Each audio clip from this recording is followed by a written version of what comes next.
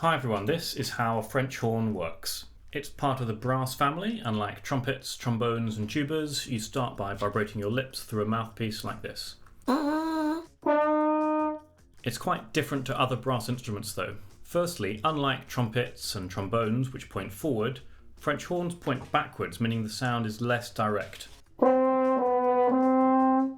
A second unusual difference is that the piping gets gradually wider. Most brass instruments, like trumpets, start with a thin pipe like this, which stays the same thickness until the end, where it kind of suddenly flares out into this bell, and that's what makes it louder and gives it the brassy sound. French horns start the same, it starts thin, but you can see even partway around, this pipe is much thicker, and then by the end, it gets to this really wide bell at the end.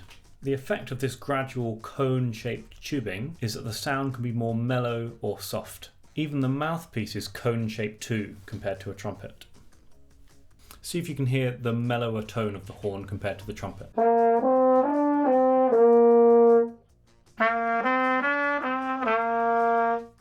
A third difference is that you usually use the right hand to change notes on a trumpet or trombone or tuba. However, on a French horn, you change notes or change valves with your left hand.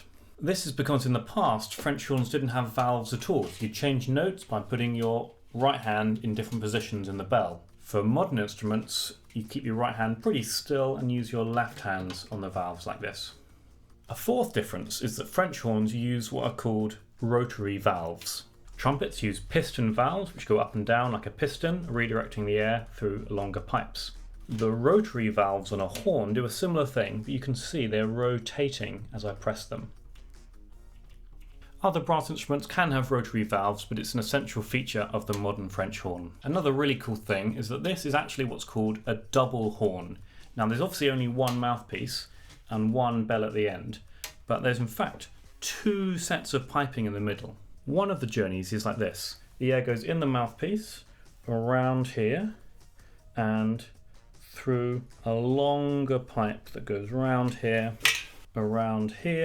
and into any of the valves to make it even longer before being sent out through the bell to the audience. However, if you press this valve with your thumb, and it's not to change notes, but this sends the air through a shorter network of tubes. It starts the same going through here, but because of the valve I showed you here, it goes straight into these valves with even shorter pipes, and then again it comes out of the bell at the end.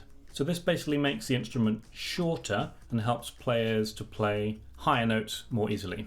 The longer side, called the F side, sounds like this. And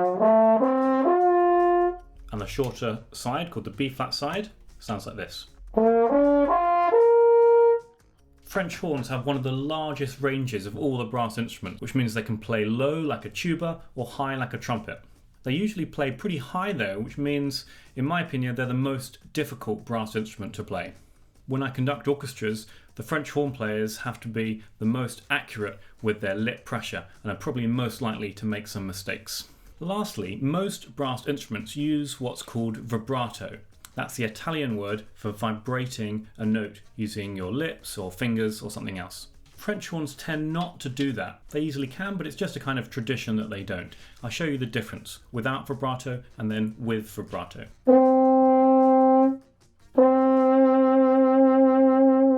A fun fact is that a French horn is about 12 feet or over 3 meters long if you were to unravel it end to end. If you've liked this video, then please like, comment and subscribe. Thanks for watching.